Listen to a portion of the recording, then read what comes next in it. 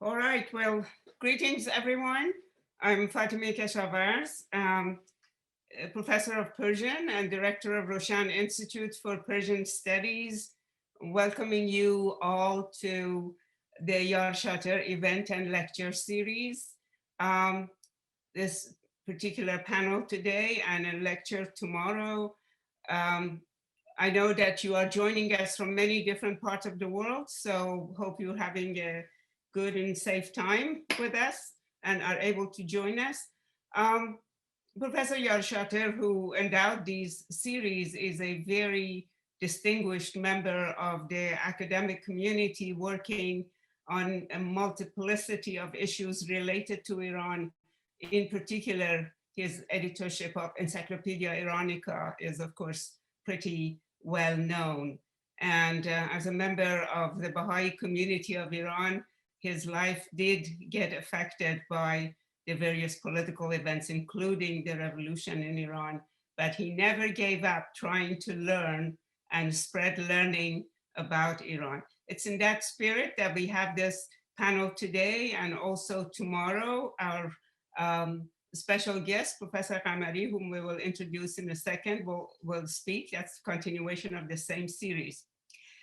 Um, Today's panel is really part of the bigger series that Professor Shebly Telhami, our own at University of Maryland, and I spoke about.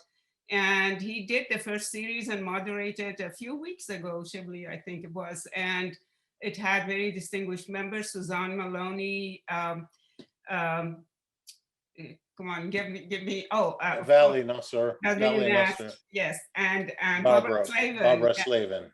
And it was really focused on the Iran America relations and the negotiations with more of a focus on the American side.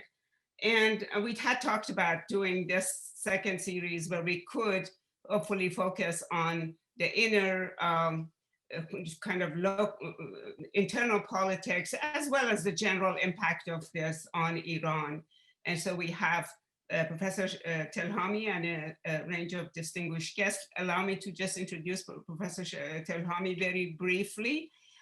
His bio is very rich and full of wonderful achievements, but I'm going to limit it to he is the Anwar Sadat Professor of Peace and Development at the University of Maryland and director of the University of Maryland's Critical Issues Poll Series.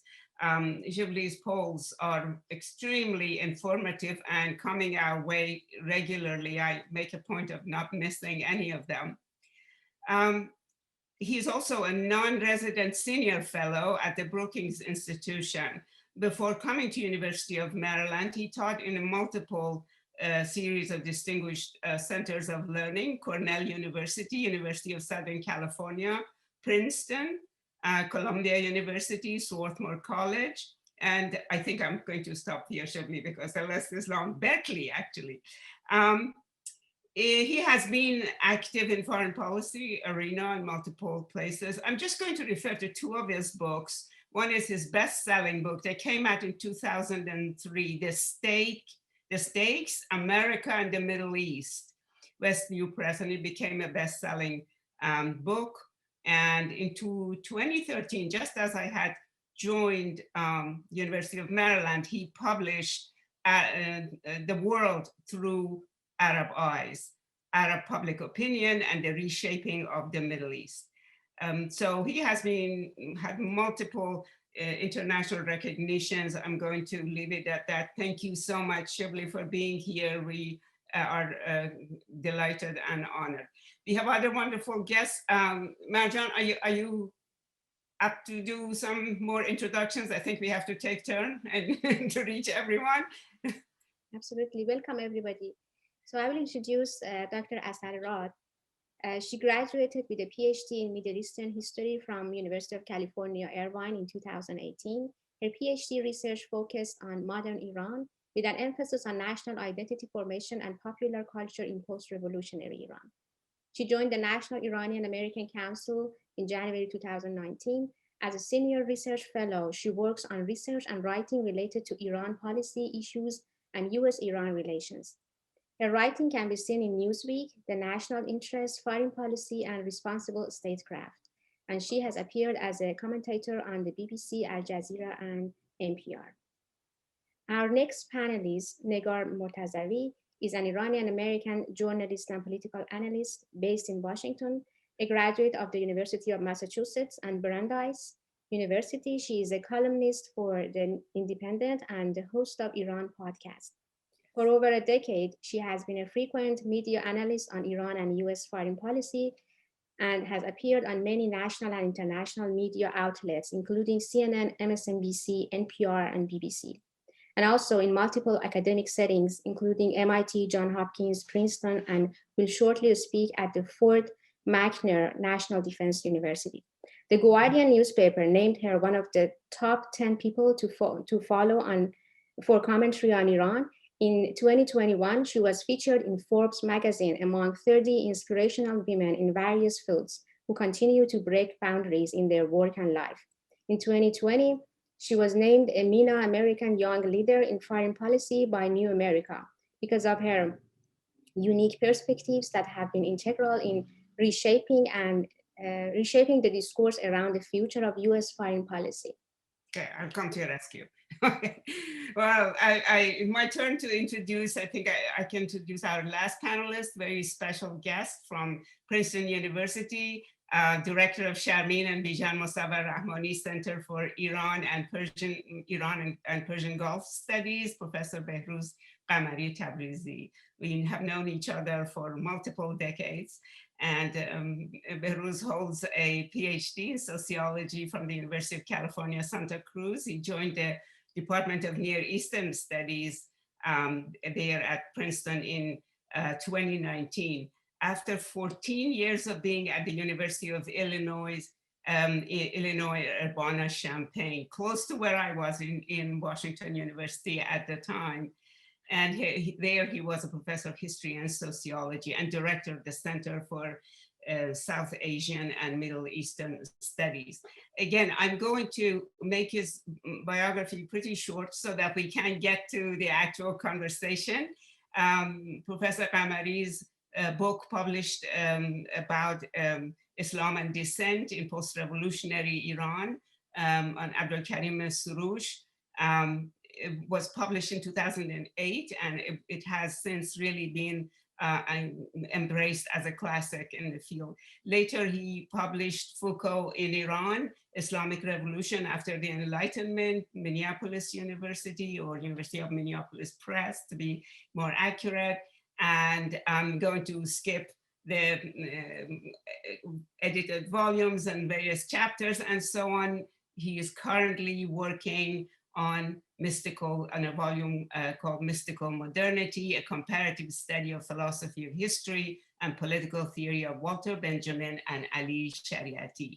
Behruzjan, welcome. Welcome all of you, Dr. Rod, and also Negar, and of course, Shibli. Shibli, I'm going to leave it in your hands now. I know that there is plenty to talk about, so we're going to listen now. Well, thank you, Fatima and Marjan, for organizing it. Thanks for the Roshan Institute. I'm really grateful to have such distinguished panelists to have the conversation, which is extremely timely right now. Let me start by just putting this in perspective in terms of how domestic and foreign policy come together on an issue like the nuclear issue, particularly the JCPOA. I think we've all seen this play out, where after Obama succeeded in negotiate the P5+1 agreement with Iran, that was seen to be one of his successes, particularly in the second term, which everyone understood to make it harder for Iran for many years to come to develop nuclear weapons if it really decided to do so. And then we had President Trump come into office and then almost immediately withdraw from the JCPOA unilaterally. which was opposed not only by the international community, certainly the signatories to the agreement, but also by a lot of Americans, experts, but particularly Democrats, and that included then candidate Joe Biden. And it's clear that when the presidential campaign was ongoing, candidate Biden and all other Democratic candidates stated that they would return very quickly to the JCPOA without delay. And I think they meant it. And yet, of course, it's now April 17th, and the Biden administration has not returned to the JCPOA, neither has Iran, obviously. And a lot has happened in between, but it is clear that it's not that there is a strategic recalculation. It is obvious that much of the delay, whether it's here or in Iran, has a lot to do with the domestic political environment. What was not obvious in the conversation, the strategic conversation about Trump versus Obama, is that when Obama did manage to help negotiate the agreement, he had a lot of opposition in the American political mainstream, certainly opposition among Republicans. In fact, it was really remarkable that he succeeded, given the fact that Democrats didn't control Congress and had almost universal opposition among Republicans to the agreement.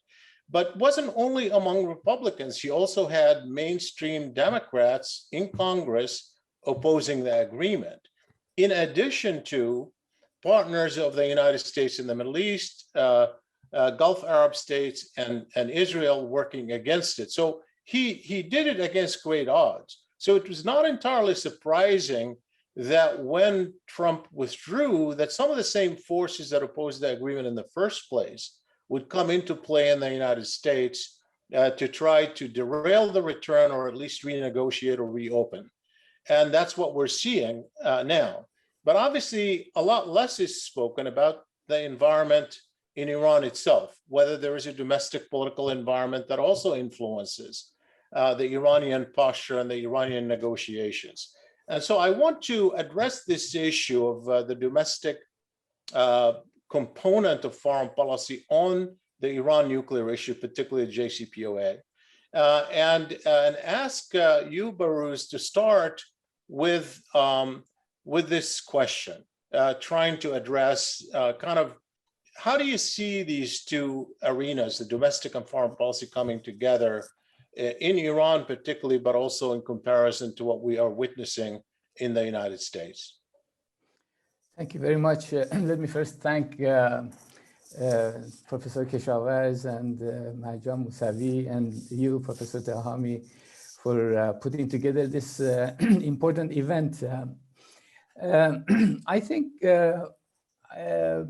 as you said, Professor Telhami, the question of foreign policy is very much tied to issues of domestic interest. And in both places, in Iran and in the US, much of foreign policy is informed by these domestic considerations.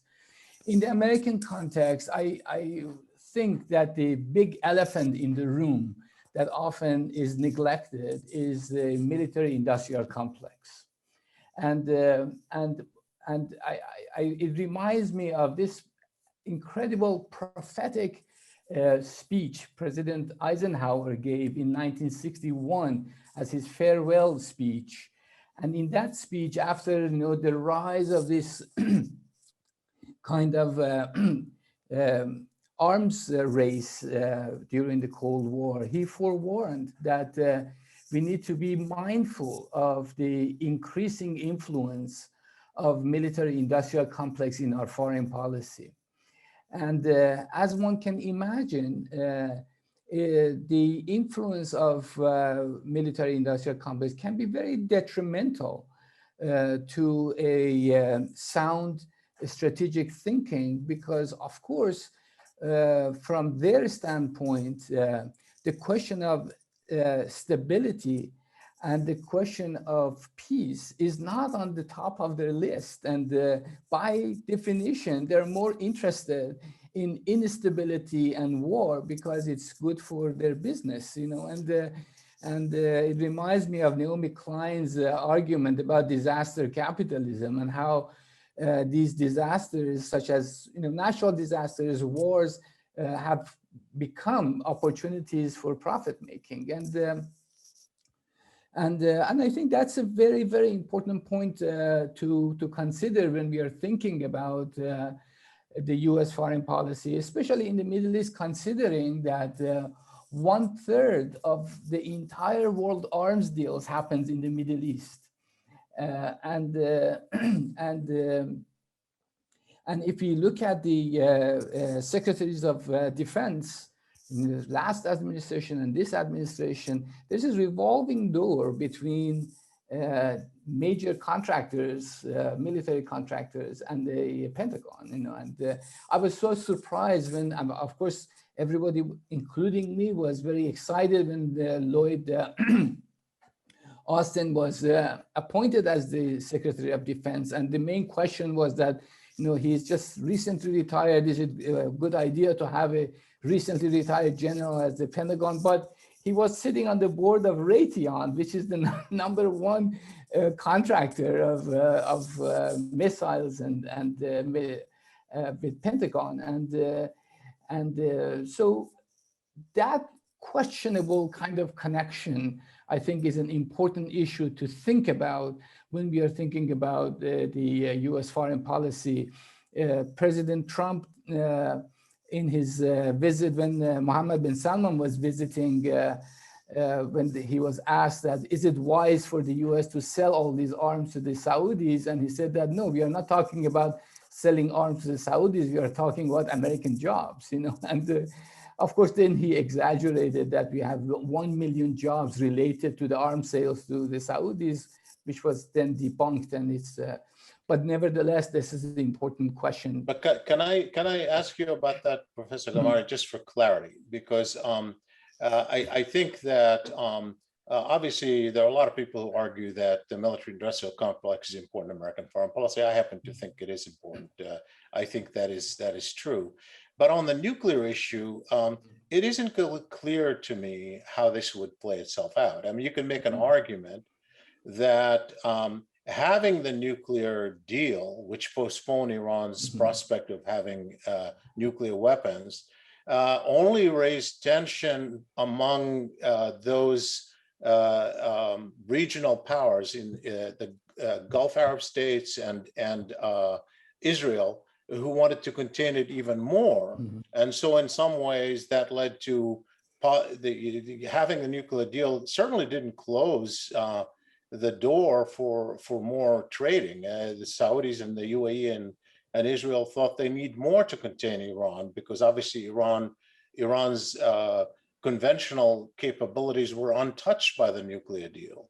So I'm not sure how the military-industrial complex is a factor in the calculus about whether to return to the JCPOA or not. Just the framing of Iran as the malign actor, as a force to fear in the Middle East, is the basic drive of American policy. And I think many years ago, when I gave a talk at Washington University in St. Louis with the invitation of Professor Keshavarz, the title of my talk was Manufactured Crisis. Iran nuclear is a manufactured crisis. The world does not need to worry about Iran's access to nuclear technology and nuclear arms race. It's even according to CIA's own assessment, in 2003, Iran abandoned all the military aspirations in their nuclear technology. And so structuring Iran and presenting Iran as a sort of a bad actor in the region, that an actor that others should constantly, perpetually defend themselves against, I think that's when I said that the interest of the military industrial complex, that's where the interest lies. Why should Gulf states be afraid of Iran? Does Iran have any ambitions to invade Gulf states? Does Iran has any ambitions to invade Saudi Arabia or attack Saudi Arabia? The answer is very, very categorical no. And many years ago, in 1986, Henry Pracht, who worked at the Iran desk at the State Department, very wisely said that the Iranians' predicament is sovereignty. If Iran thinks that its sovereignty is not under attack, it's always, Iran is not about dominion abroad. It's about security inside. And I think if the US follows that line, we have a very, very different picture of the Middle East. But can I on this issue though, I mean, since you are specifying, bringing in the Gulf states, the Gulf Arab states, I mean, their argument, of course, is not that Iran is about to invade them. That's not really kind of their big fear. You're right. But their argument is that the very nature of the regime as an Islamist transnational regime is interventionist. They point out, for example, that a country like Saudi Arabia had an amicable relationship with the Shah of Iran, right, during that period. And so did Israel, for that matter. But that the very nature of the regime itself as an Islamist regime gives itself the power to intervene on behalf of other groups in places like Iraq, or in places like Syria, or in places like Lebanon, or Yemen, or Bahrain, or even Saudi Arabia. That's the argument. So the argument is more about meddling that they see as deriving from the nature of the regime itself. So do you think that the nature of the regime matters, or do you think that it really doesn't matter? Iran foreign policy is Iran foreign policy. What Iran is doing in Iraq, Syria, and Lebanon, to just choose three cases, are completely independent from the nature of the regime itself? I think the nature of the government in Iran matters a lot. But it matters in a sense of how they're assessing their own security concerns in the region. And I think it's a dialogical question. And the way they assess their own security in the region really determines about their policies towards their neighbors and their policy in the region. If you look at Iranian policies, if people who say that they're Islamists and they're crazy and they do all these things, which are fundamentally ideologically motivated, if you look at Iran's foreign policy and dissect it, you realize that actually Iran's foreign policy is extremely pragmatic. Between Azerbaijan and Armenia conflict, Iran took the side of Armenia, although Armenians are Christians and Azeris are Muslim. When the genocides in China happens against Muslims, Iranians don't say a thing because it's important for them to have China on their side. Between Pakistan and India, Iran always tends to be taking the side of India rather than Pakistan, because that's how they assess their strategic interest. So for an actor that is assessing its strategic interest very pragmatically, I think it's far-fetched to think that they are ideologically motivated and they're going to go meddle in their neighbors' domestic affairs. And I want to also go back to this point, which is very much related to the question you asked, that even all these things, if they are true, we need to reconsider 40 years of sanctions against Iran, 40 years of pressure on Iran, and to realize that every time that these pressures go up, the consequence of that is giving an upper hand to more radical factions inside the country. I was having a conversation with a intelligence person in the Army last year at Princeton, and I said that, you know, if our policymakers don't understand that by putting extreme pressure on Iran, they're contributing to the rise of these very militant factions in the Iranian government, we are in deep trouble if they don't understand that. If they do understand that by doing so, they're giving rise to more militant factions, we are still in deep trouble, because it doesn't make any sense for any observer who looks at these past 40 years. We understand that these kind of pressures does not help to resolve any issue, and it perpetuates this sense of insecurity in the region, this sense of threat in the region. Let me stop here. So, yeah, I see that Asal wants Yeah. to intervene. I was going to go to Nagar with a question, but go ahead, Asal. If it's okay, I just wanted to add something to this conversation. I mean, Professor Qamari, I think, spoke to the idea of Iran actually, so while rhetorically they're very ideological, in reality, on the ground, they're quite pragmatic. And you don't have to go further than what they've done with the United States over the last, say, 2 years, when under the Trump administration, you saw maximum pressure. You saw the assassination of their highest general. You've seen the assassination of Iranian scientists. And for a fanatical ideological state, they reacted quite pragmatically.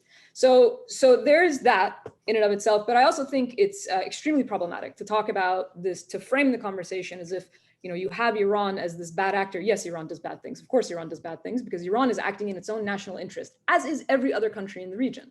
So when we talk about Iran being in Iraq, without talking about the United States being in Iraq, it really fails to address the larger problem in the region. When we talk about something like, you know, you mentioned the nuclear deal and how the nuclear deal didn't actually help create less arms in the region. Who's selling arms to the region? The United States. So while we enter into the nuclear deal, we don't apply the same model to every other country in the region. Whereas Iran has called for the Middle East being a nuclear-free zone, who opposes this? Israel and the United States. So the problem in these conversations is when you just fixate on one entity, we're not really trying to address how we can solve the problem. We have to look at all of these other actors. It's not only Iran who is acting badly, it's all of these other actors acting badly as well. Iran is not the only other country that is in Syria. Iran is not the only other country that acts in Lebanon, that acts in Yemen. There are all of the regional powers are Which is, yeah, I mean, you know, that point, of course, is exactly the reason why the Obama administration focused strictly on the nuclear deal. As you recall, a lot of people wanted to address a lot of the other aspects of Iranian behavior, and that opens up a can of worms, so to speak, because then obviously Iran is going to open up the behavior of others and so forth, and that's a much more difficult task to address.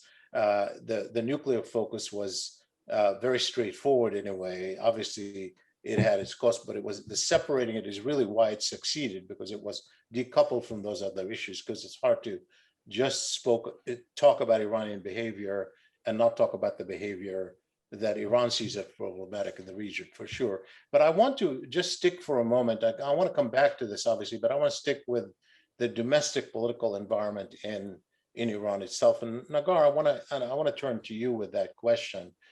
In a way, you know, Professor Qamari started, you focused principally on sort of the American domestic impact.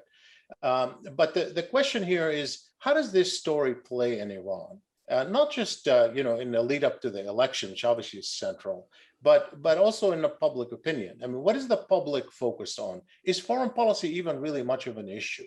I mean, here, you know, we say it is, but the reality of it is, you know, that our elections were not principally impacted by foreign policy or the Iran nuclear deal or anything of that sort.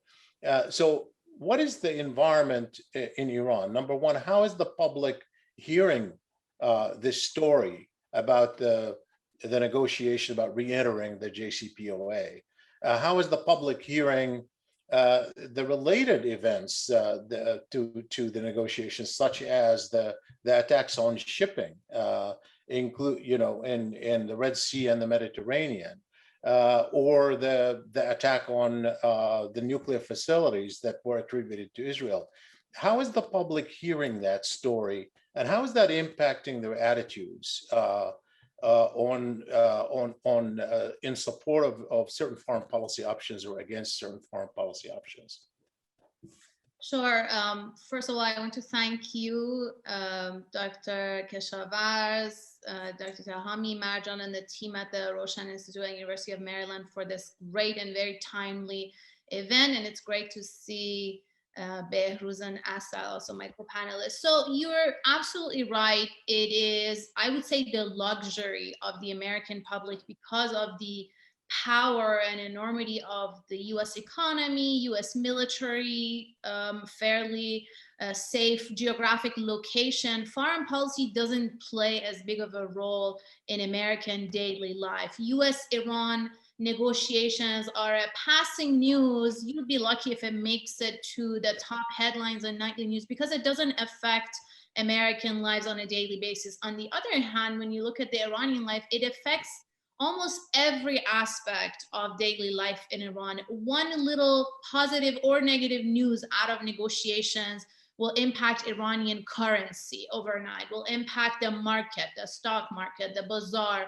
Prices of everyday goods even are expensive. I had these anecdotal stories coming from Iran that, for example, you go as a business owner, you go to buy a certain commodity and the seller say, as I can't give you a price right now until negotiations happen in Vienna next week. This is literally something that you hear in the market a lot in Iran. And it's very, very different from how Americans see it, if they do even. It's something Iranians follow on a daily basis. They stay up late at night, follow the news very closely because of the impact it has on their daily lives. And we know the US sanctions are targeting almost every major industry in the Iranian economy. It has really worked as they call them, crippling sanctions. They really have crippled Iranian economy, Iranian daily life. But, and this is a very important but, the pressure, the maximum pressure, as President Trump's team called it, and the crippling sanctions have not succeeded in bringing any policy change, any meaningful change in Iranian policy, be it domestic politics, when you had the Trump administration or Secretary Pompeo talk about Iran's domestic politics, human rights violations, and all of those, women's rights. You know, Secretary Pompeo saw himself as a champion of women's rights in Iran. None of that was really impacted, if not made worse, under the maximum pressure. Iran's regional policy didn't change much. As we saw, we can agree or disagree with Iran's presence in the region, Iran's regional policy, and agree with Asal that it's a very multilateral presence. When you look at almost every country and every conflict in the region, there's always other actors and powers, be it regional or even outside powers present. But Iran's regional policy hasn't changed much, and Iran's nuclear policy also not only didn't change, but Iran, they did stick to their commitment under the deal after President Trump left the nuclear deal, but then they started expanding the nuclear program. You even saw with the assassination of Iranian General Qasem Soleimani, that didn't bring the end of the Quds Force or Iran's regional presence. Yes, they lost an important asset, but he was an asset because he set up a system that would still work without him. And the same goes with Fakhrizadeh, Mohsen Fakhrizadeh, the father of Iran, one of the fathers of Iran's nuclear program. The assassination in broad daylight in Tehran, which is another whole story of itself, how Israel continues to do these assassinations and gets away with them without even admitting them. That didn't bring an end to Iran's nuclear ambitions on Iran's nuclear program. In fact, Iran has been expanding. But then the overall, just to wrap this up finally, the overall domestic politics in the past few years, especially 3-4 years, the last 2-3 years of the Trump administration, has been a steady increase in more hardline rhetoric, more anti-American rhetoric. Nowadays, when you see the anti-deal rhetoric in Iran, it's no longer anti-Barjam, which is the JCPOA, it's anti-speaking to the assassinators of General Soleimani. How can you go negotiate with those who killed General Soleimani? It's that kind of discourse that's taking more shape. And we saw that in practice last year in Iran's parliamentary election. The parliament was in fair control of the moderate/reformist camp, but last year, It was transferred over to the hardliners because of a low participation, because of massive disqualification of moderate candidates, but just because of a more general strengthening of the hardliners in Iran. Now you have a former IRGC person as Speaker of the Parliament. And as we're headed to the presidential election, it's also very likely that a hardliner / conservative will become the next president in Iran. There's even talks of another IRGC figure becoming president, and then you'll have a more hardline and unified power structure in Iran, which is very, very different from what President Obama was dealing with in his second term. And that's just going to make everything more complicated for President, but I can get more into details. So let me follow up though with you, Nagar. I mean, on maximum pressure. I think probably a majority in the US now believe that it hasn't worked, and it hasn't worked because obviously it's very hard to make a case it has worked, in the sense that it certainly didn't bring the desired change in Iran's policy. It didn't bring them back to the table.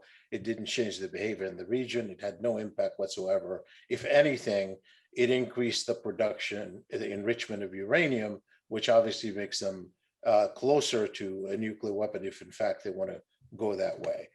So I think that's not a hard argument to make. But the question is, of course, it still had impact. It's not that it didn't affect policy, but it affected the economy. And to the extent that Iran wants anything now, it is mostly lifting of the sanctions that have hurt people, right? And so in that sense, wouldn't the public want to see those sanctions lifted? Wouldn't they want even if the policy hasn't worked, isn't that a goal, not just of government, but also of what the public wants to see?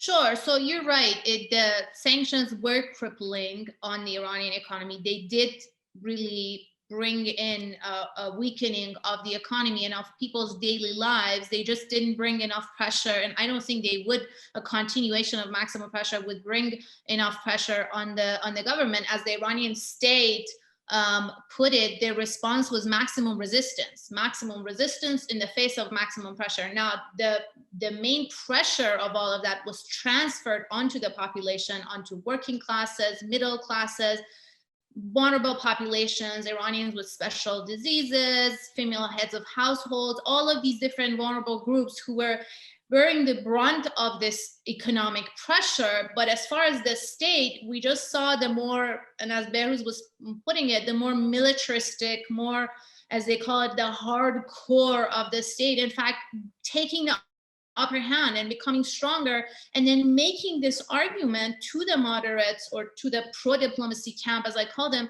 that look, we have been telling you for 40 years, you can't trust these Americans because they'll come and commit something, they'll sign it, and then they'll go and do something else. And this is exactly what culminated under the Trump administration. So the public is not happy about the sanctions. They're definitely not happy about a portion of their I don't want to generalize the Iranian entire public, but it's just that the Iranian public doesn't have much of a say in Iran's, especially regional policy, in some part in Iran's foreign policy. But when it came to negotiations, to the nuclear negotiations, we had two major sort of public polls of the Iranian society, which were the last two presidential elections. Both presidential elections, the last two, the first one was fundamentally based on the fact that Rouhani was promising that he's going to go resolve this issue with the US, with the West, and open doors. And the second presidential election was based on the fact that, look, I'm the guy who did it and I was successful. And at both times, the majority of the Iranian public voted for him, which was the main promise and then the main credit of his campaign. But then you also have the hardliners or the conservative who are against all of this diplomacy and outreach to the West. And they do have a portion of the population as their social base. It's not like they don't have any followers or any support in the public. So there's always this push and pull, but it's not the majority of the population that gets the say every time or every step of the way. And I think that's the dilemma right now. But at the end of the day, and then coming back again to today and to the Biden administration, I think right now the calculation in Tehran is that they want to return to the nuclear deal in exchange for a reasonable, considerable lifting of sanctions. If this is another play with the deal, get a better deal, a newer deal, an extended deal, it's not something that they're interested in, and they're prepared to go back into that full maximum resistance mode just to send a message that we're not going to capitulate under pressure. But then again, will that continue pressure on the Iranian public? Yes, it will. It's the Iranian society who will bear the pressure. So let me push that with Asal to get your thought on this, particularly with regard to what Nagar said about the hardliners are gaining in the conversation, and maybe you might have an election with a hardliners gain, including the presidency. Would it make a difference from your point of view if, in fact, between now and the election, let's say next week or in 2 weeks or a month, you have an agreement between the Biden administration, P5+1, and Iran to go back to the JCPOA more or less the way it was and lifting the sanctions?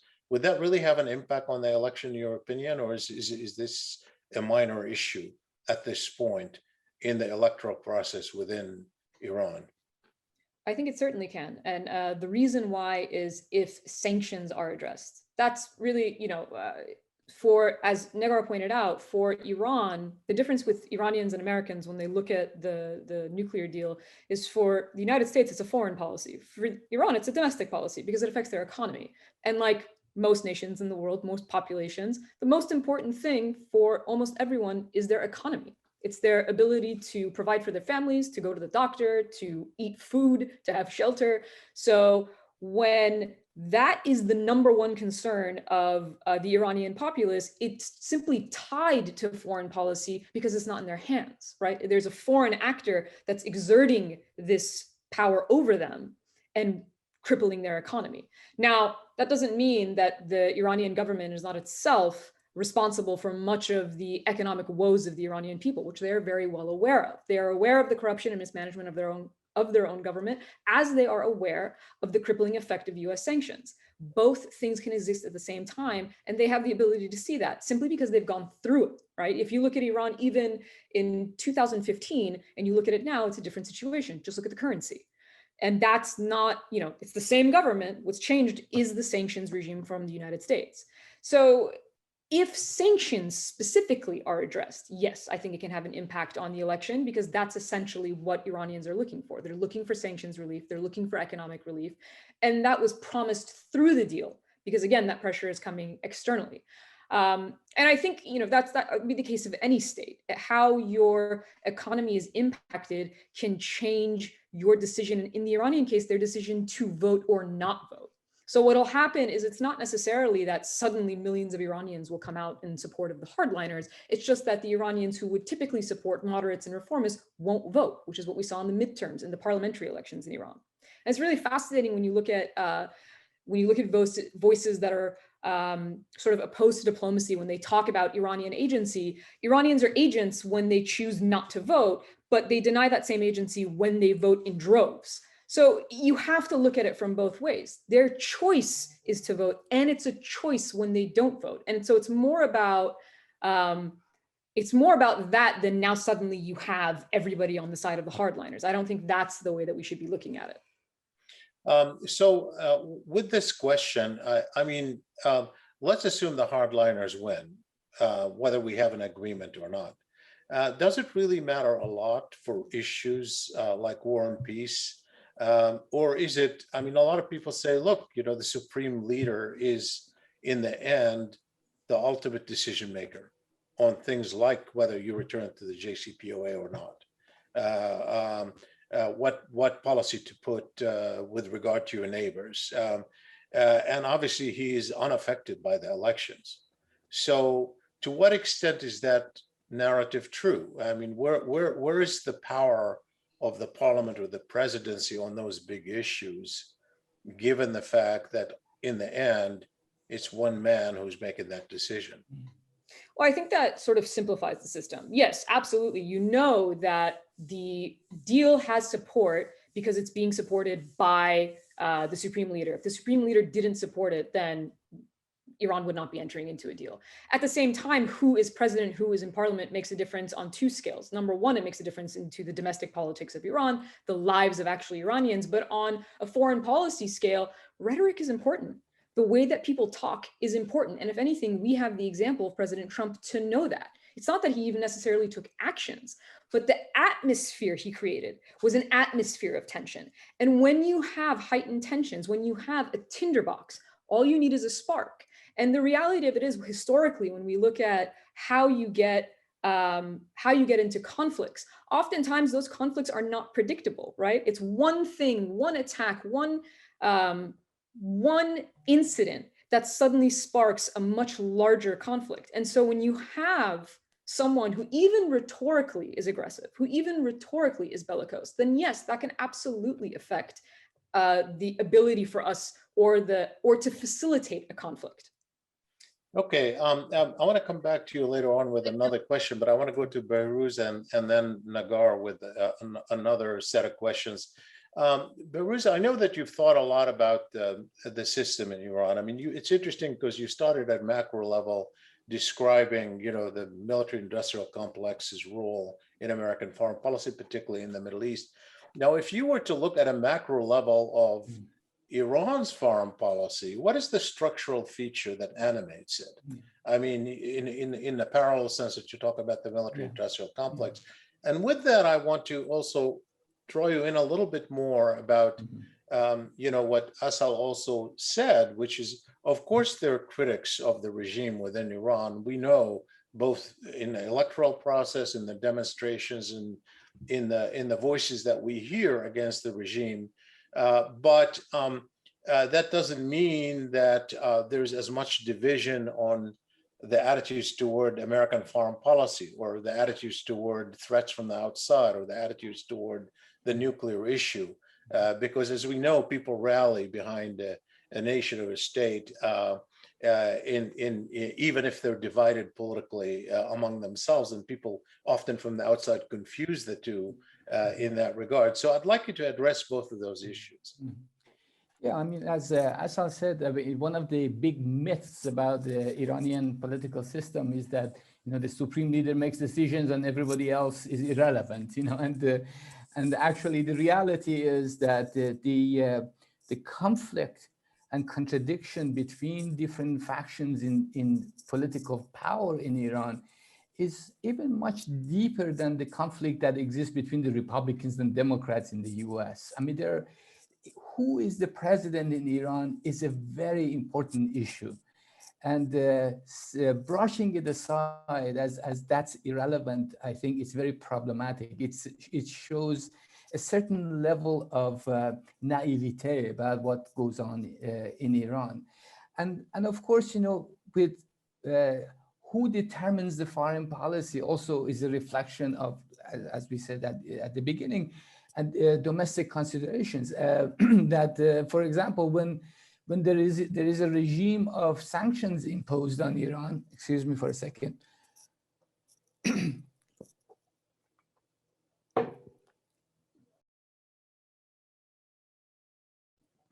When there is a regime of sanctions imposed in Iran, there are political factions who actually benefit from that. And when we talk about corruption in Iran, and I agree with Asal that there are a certain level of mismanagement, corruption in Iran, but those are also connected to the regime of sanctions, because sanctions basically create this possibility of informal actors in Iranian economy, and there are large groups of factions inside the Revolutionary Guards who basically, and the level of corruption that sanctions have generated in Iran puts Bernie Madoff to shame. This is like the level of corruption is so mind-boggling, because we are dealing with people who are selling Iranian oil in the black market, and of course, if the relations with the U.S. improves,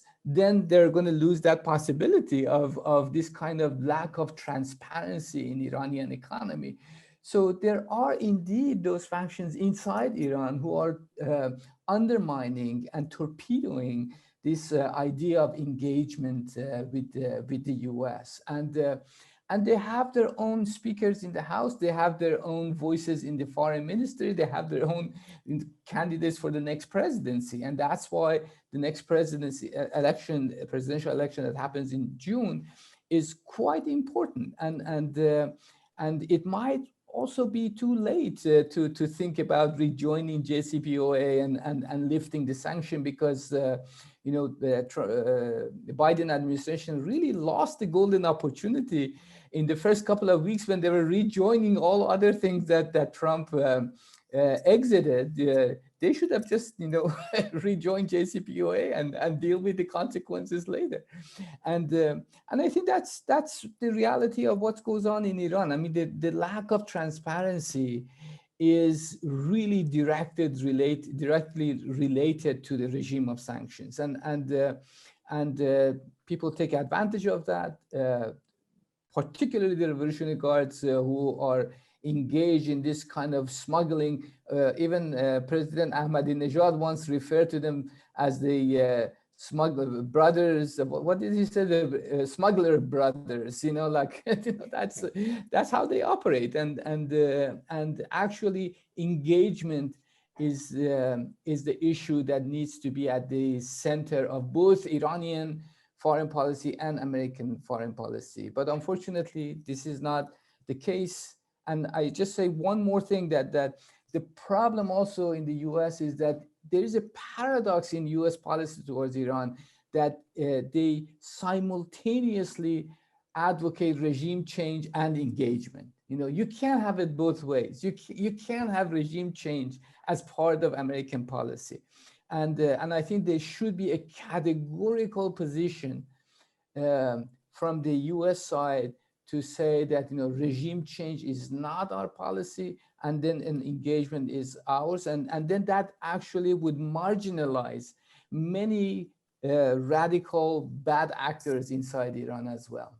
So just on the question that I asked you at the upfront, you know, in a parallel sense that you at the macro level, you attributed much of what America does to the military-industrial complex.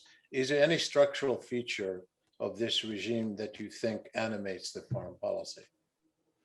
No, I think that the Revolutionary Guards definitely are, that structural position is occupied by Revolutionary Guards, not in their military presence, but in their economic presence.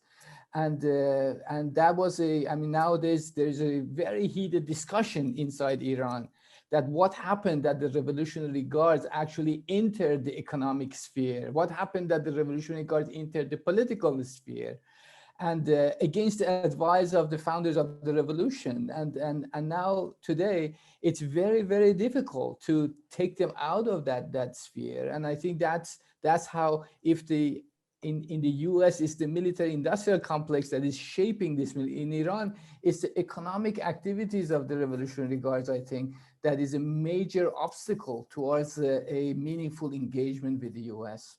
That's very interesting. And I think important to articulate in some other way, just to understand the implications in policy terms. But it's a very interesting point. Nagar, I want to go back to you, and I want to shift gears a little bit, because obviously, you know, we're talking about the domestic politics in Iran and the US pertaining to the JCPOA, but let's not forget that a lot of that has to do also with one regional actor that impacts certainly domestic politics in the US, but also indirectly in Iran. That's Israel. It's, you know, if you look at what drove Obama to make this a top priority for him, was the fact that he was worried that because the Israelis declare the Iran nuclear issue an existential threat, that this will put them in a course that could draw the US into war with Iran, something he didn't want. And for that reason, he made it a top priority for himself to avoid being dragged into a war. That's a huge issue. And obviously what Israel does, the relationship between Israel and Iran seeing Israel as a threat, Israel seeing Iran and its nuclear capability as an existential threat, as it's been defined. And with all of the the shipping war and everything else is going on, obviously it also plays into Iranian domestic politics. So I want to ask you a broader question, not so much about how this is playing in Iran now, but more about what is animating the regime's attitudes toward Israel. What is the source of it? There were questions. Obviously, Iran and Israel at one point had an amicable relationship before the Islamic Revolution and the advent of the Ayatollah Ruhollah Khomeini, and then they've been on a course of total conflict in to varying degrees. So what animates that attitude? Is there something there that is more realpolitik calculus? Is it something ideological? What do you think animates that? Well, I'm going to give you more of a journalistic view, but the historians can talk more deeply about the history of this. But I think there is certain key elements of this animosity that we can point out. One is the fact that Israel, as well as the US, had very great relations with the Shah before the revolution, and automatically they were seen as an enemy of the revolutionaries when they came into power. Israeli Mossad has had close ties with Iran's Savak, the secret service back in the Shah's days. There are all these stories of how the Savak was trained by the Mossad or had close collaborations. And it's also this, I would say, boogeyman that both sides, the Netanyahu part of the political faction more in Israel, and also the hardliners, conservatives, or originally revolutionaries, who some of them have very different ideas towards Israel right now, have been using the other as a boogeyman, as an enemy, as this, high existential threat for, again, more domestic political gains. And then it's also this issue of, in a more regional sense, it's this issue of the revolution being branded as a revolution of the vulnerable, of the impoverished, of the mustaz'afan. And in the Israeli-Palestinian dilemma, the Iranians naturally decided, or the revolutionaries decided, to side with the one who was the underdog, the Palestinians. And this is actually going back to Behruz's point about Iran's regional policy. Yes, Iran has an ally in Shia Hezbollah, but it also has an ally in Sunni Hamas when it comes to the Israeli Palestinian divide. So I think it's a combination of ideology, the brand of the revolution, and it's also regional policy and very, at some point, strategic thinking. And then going back to the existential threat, at the end of the day, and this is a lot of times the elephant in the room, Israel already has a nuclear weapons program. Iran's nuclear program is not a nuclear weapons program yet. If it does turn ever into a nuclear weapons program, that would create an existential threat for Israel, like you were saying. Although there's also other theories of how, when you enter the club of nuclear powers, your behavior and your policies are going to completely change, but it's not at that point yet. So I agree with you that President Obama saw in that a more broader future in front of him, that this would be the issue to pinpoint, to ensure that the Iranians come to the table and commit that their nuclear program is going to stay a civil program and not ever let it turn into a weapons program, and basically prevent Iran from becoming an existential threat with a nuclear power towards Israel. Everything else, I think, in the political regional presence is tied to these other countries. It's not just Israel, it's the Arab states of the Persian Gulf, who are also Iran's allies. When you look at Syria, when you look at Iraq, when you look at the conflict in Yemen and these other countries, I think it's a more complex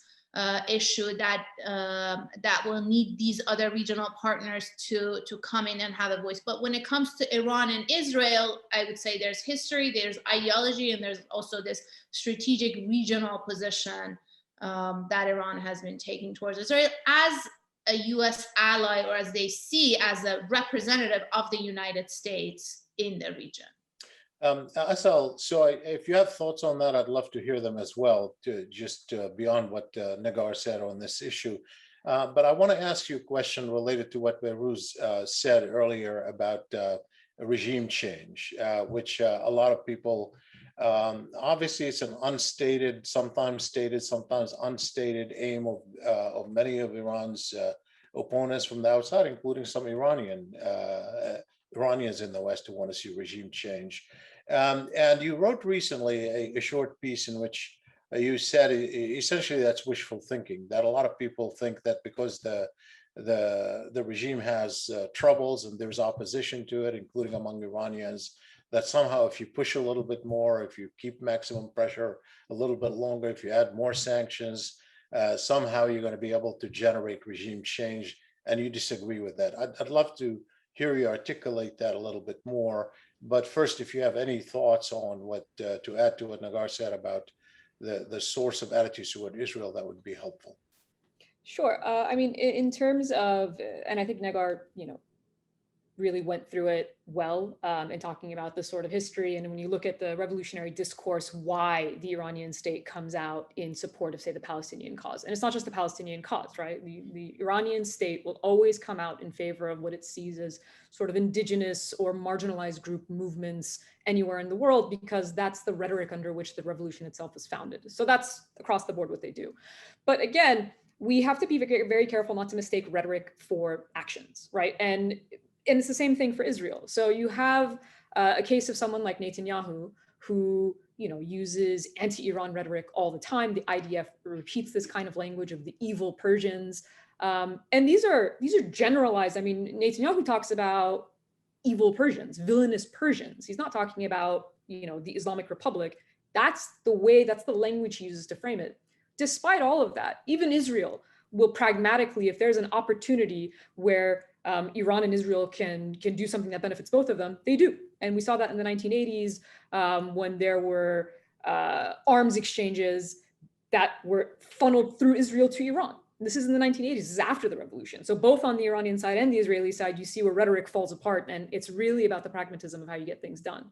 And a lot of it is because of domestic pressures, right? Someone like Netanyahu uses it because, while it's not covered in US mainstream media at all, there's protests against Netanyahu all the time in Israel.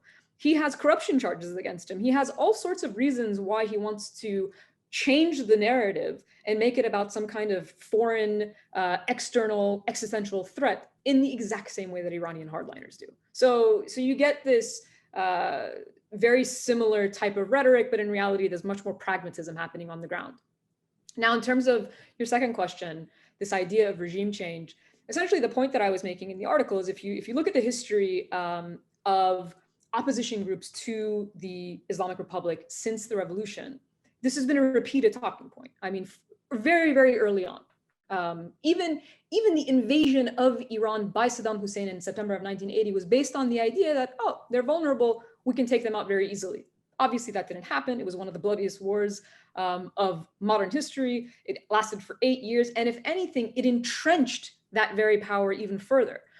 And so you have this repeated line that, with just a little bit more pressure, they're on the verge of collapse. But the reality of it is 42 years later, they haven't collapsed, despite the fact that we've been hearing this since the 1980s. And the problem with that argument becomes, well, if I say the exact same thing every year, and then eventually in a century it happens, that doesn't mean I was right. That just means that something eventually happens. Change takes place all the time. But the idea that they are on the verge of collapse under pressure is what has a lot of times facilitated the policies that we have. And at a certain point, after 4 decades of the same policy that has failed, there comes a point where you start to think, well, maybe there's another way of approaching it. And that's somewhat what the Obama administration did, right? The detente of the JCPOA was important as a model for non-proliferation, but symbolically, the detente between the United States and Iran was a huge breakthrough diplomatically. And it showed that despite, again, that very rhetoric that we were talking about, the idea that, well, in Iran, all they talk about is the fact that the United States is, evil. Well, you sat down at a table, negotiated with them, and didn't have a problem right directly after sanctions were lifted and there could be any relations. What was one of the first things Iran did?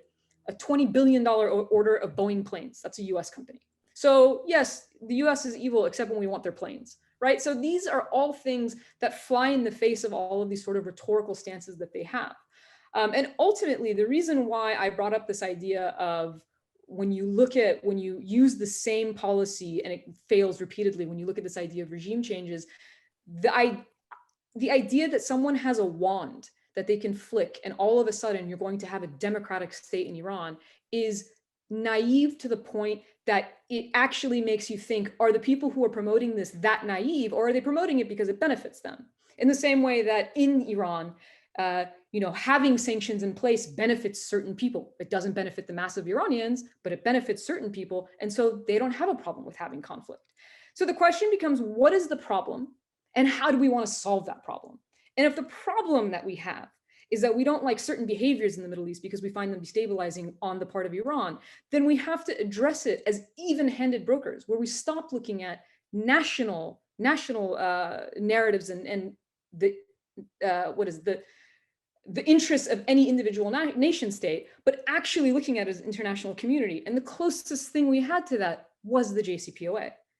And yet here we are again. So if we want to, did we lose Professor Talhami? I'll just finish my point.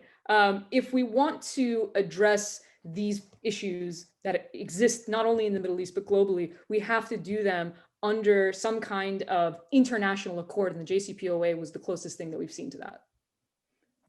So let me make a point I wanted to make earlier when we lost our moderator. Now the moderator is gone, we can say whatever we want. No, I just wanted to make a point about, in continuation of what Behruz was saying about the difference in domestic politics, and the Obama team knows this better than anyone because they've actually experienced a hardline administration in Iran, which was the Ahmadinejad administration, and then going back to Israel, they had a very toxic rhetoric when it came to Israel, and nothing would move forward. There were negotiations, but there were no outcome, no result. The American team, I've talked to the people on the American side, they would just literally come back empty-handed, and everything completely changed when the new administration, the pro-diplomacy camp came into power in Iran. The supreme leader stayed the same. It was the same person, and he gave the okay for the nuclear negotiations, but it only materialized when the administration or the new diplomatic team worked as a vehicle to deliver those 2 years of intense negotiations and that nuclear deal. Yeah. Absolutely. This is the problem of, again, on both sides, sort of an enemy-driven foreign policy doctrine. And partly, the question of Israel is explained by that kind of framing of foreign policy, this enemy-driven, and in the US as well. I mean, and I was thinking that in so many different ways, China is kind of coming to the Iranian rescue, not only because of this 25-year economic trade agreement, but also now in the past couple of weeks, we've seen the rhetoric is intensifying against China, and the need for modernizing. I love the word, the concept of modernizing American military, and so that possibly can sort of release a little bit of a pressure of this Middle East focus foreign policy or enemy-driven policy to sort of to go to East Asia and this kind of new negotiations with the Quad, with India, Japan, and Australia, that is sort of shifting the focus from the Middle East, and possibly that would be something that Iranian and American relations would improve in the shadow of that shift in American policy. And we've been there here before. We've been there. I think the golden opportunity between the U.S. and Iran relations was after September 11. That's that the fact that the Khatami administration bent backward to help the U.S. against the Taliban, and if you talk to I actually talked to two people who were in Bonn negotiation for the after the regime after collapse of the Taliban. They were all saying that without Iran's help, that could not have been possible. And then, you know, suddenly we have axis of evil speech, George W. And it was very confusing. And one of my good friends who is very close to Khatami, and he said that Khatami was so confused that so like what happened that you know, from a reliable ally helping the US to topple the Taliban in Afghanistan, in the matter of overnight, practically we became the axis of evil. And you know, that's and now we have two Professor Telhami in our conversation. Yes, my apologies. What happened was my connection went bad. Oh, Let me that's just try. Yeah, but Are you the in Iran? Are you in Iran with Iranian internet? yeah, but we tried to sort of keep the conversation going in your absence. So Yeah, so if I'm sorry about that. This is obviously the technical. I went to my phone and didn't have video, Yeah. so I'm back on Yeah. on this one. The internet shut and I had to reboot. As you know, the technology, unfortunately, it happens that way sometimes. I was going to actually go to you, Baruz, and ask you a broader question about going beyond the nuclear issue. So let's assume, you know, Iran, the US reach an agreement to return the JCPOA without any major shift, change in it.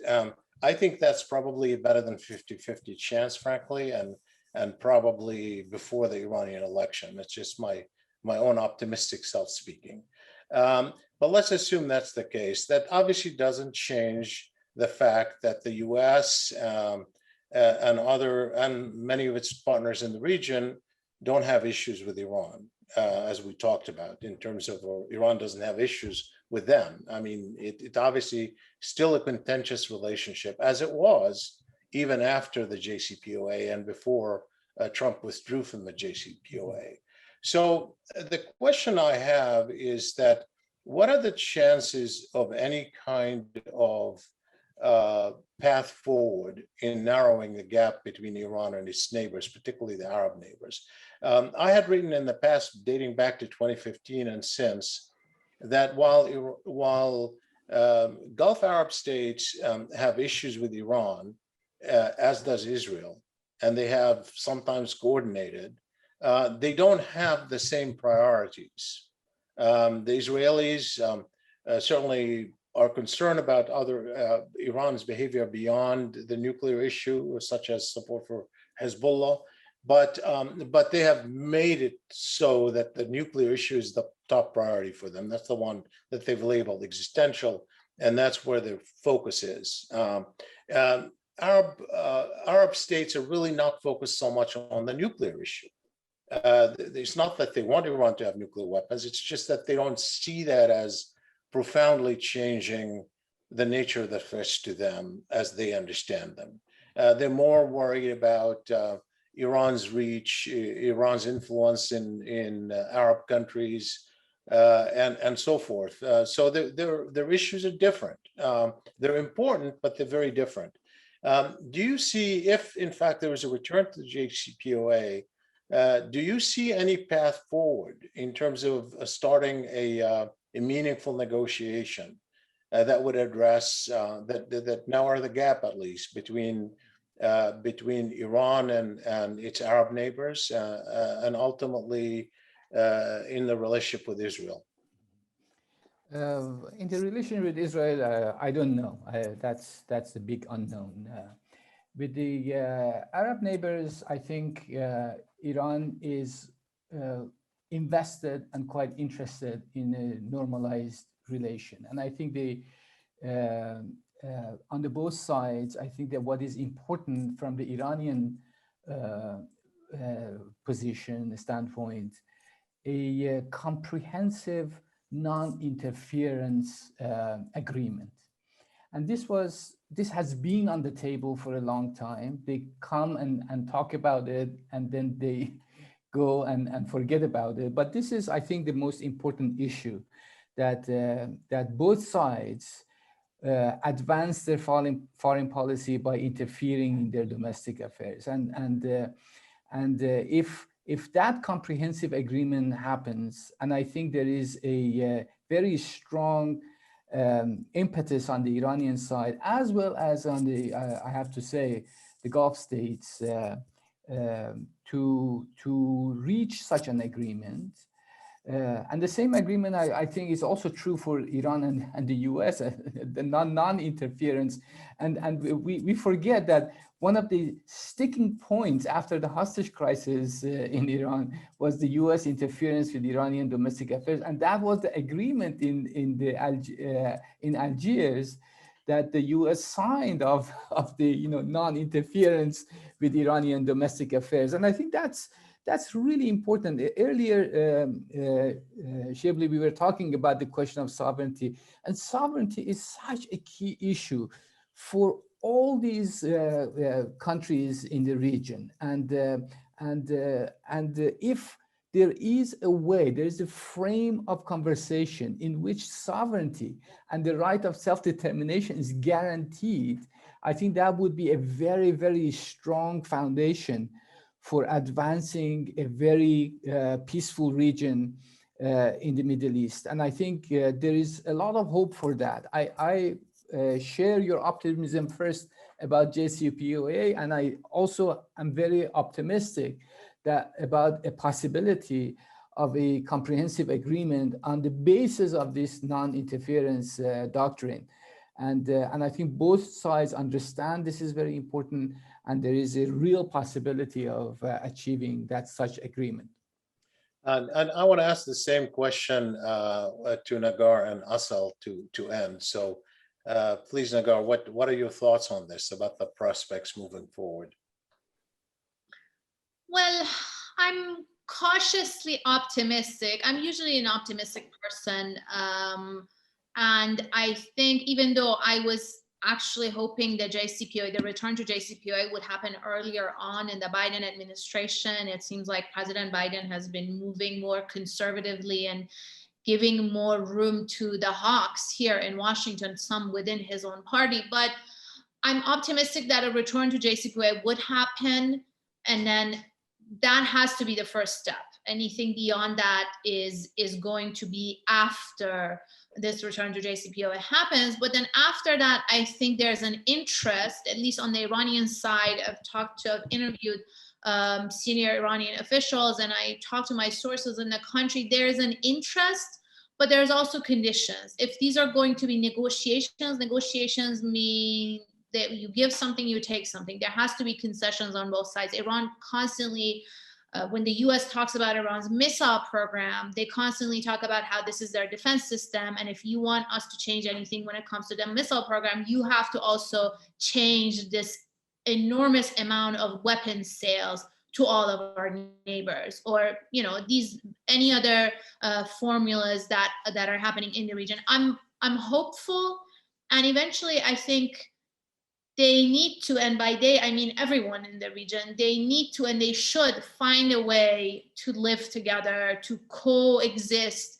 in that neighborhood. At the end of the day, it's their neighborhood. They can blame everything on foreign powers or outside powers, but it's the Iranians, the Saudis, the Emiratis, and the Israelis who are going to live in that region, in that neighborhood. And I'm just hoping that they would move towards a more peaceful and equitable, really, coexistence model. I think it's a long way. It's not something that's going to happen within the next year or two, but I'm hopeful. And with President Biden in office and a very capable, I must say, a very capable team of diplomats who delivered the JCPOA, I think if any team could deliver it, it would be this team. I just hope that there would be interest for it in the region and an actual will, because it's not just about what you say, it's also about how much you're willing to give to then take something in return. So the presidential election is going to change the dynamics in Iran. It's going to be so much more complicated and difficult to negotiate and agree on anything with Iranian hardliners. But I just hope that this ball would be rolling with a return to JCPOA and that more agreements would come and bring eventually less conflict and less tensions in the region, which the civilians eventually pay the price for. Thanks. And Asal, on the same issue, but I also want to add a twist to it, which is, are you expecting any response by Iran to the reported attack on Natanz?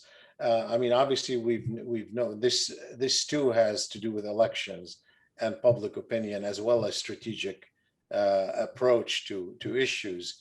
The shipping, there's reportedly been responses to attacks on Iranian ships, where the Iranians are supposed to have responded by attacking Israeli-owned ships, including one recently.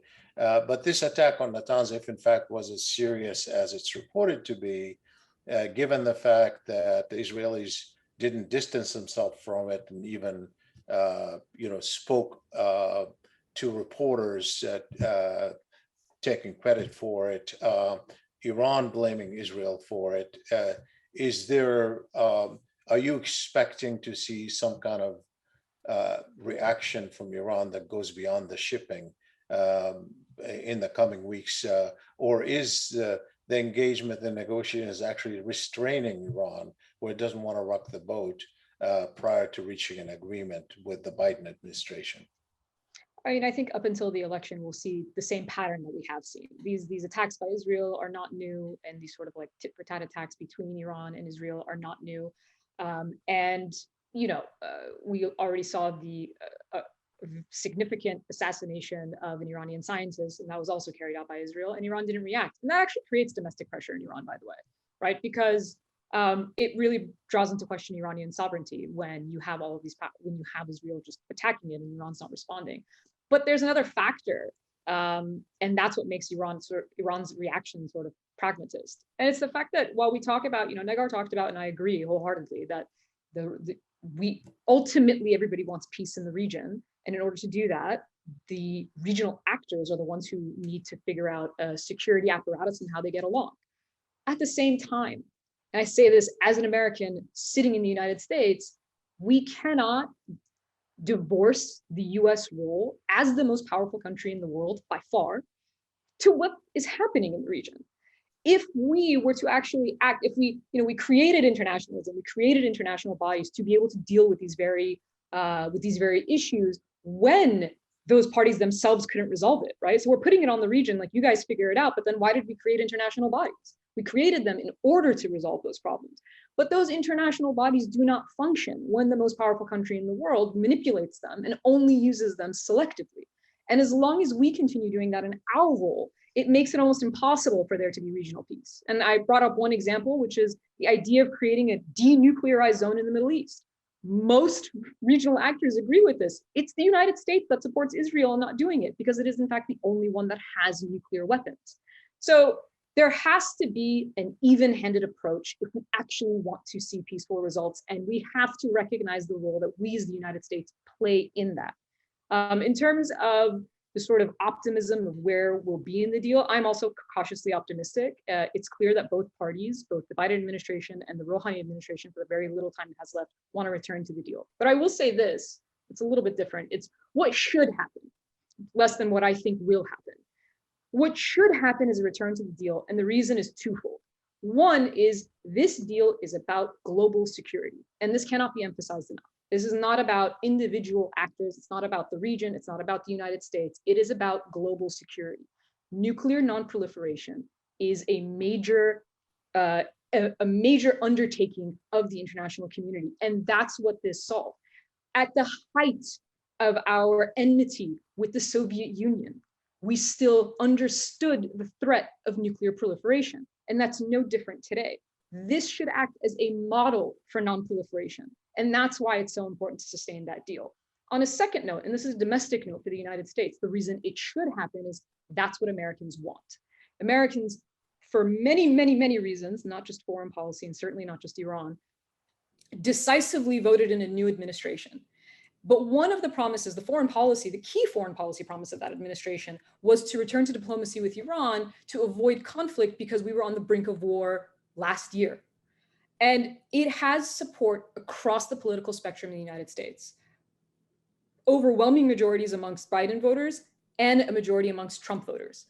For that reason, we have no reason not to return to the deal for the fact that it reflects what the American people want, and it's an issue of global security. So I'm cautiously optimistic that we will, because in fact, that's what we should do. But to add to this, as you know, I run with Professor Mark Lynch, something called the Middle East Scholar Barometer, which we started, where we poll opinions of members of the American Political Science Association who specialize in the Middle East and members of the Middle East Studies Association. We did one recently, including questions on Iran. And as you suggest, by a large margin, like 2/3, people want to, scholars want the US to return unconditionally to the JCPOA. There is very only a handful of people think maximum pressure works, and certainly no one wants war. So with that note, I think this is a good place to end. I really want to thank you for taking the time on a Saturday, no less, Saturday afternoon, and beautiful spring Saturday, to join us for this session. Thank you, Professor Gamari. Thank you, Nagar. Thank you, Asal. Thank you, Fatima, and Marjan for organizing this. And I look forward to other opportunities in the future. Thank you so much. Thank you for having us.